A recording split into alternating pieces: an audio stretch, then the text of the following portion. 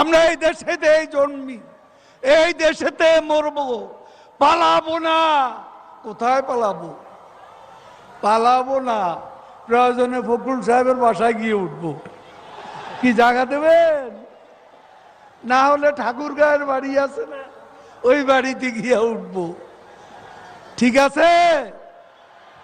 বড় জ্বালা জ্বালা।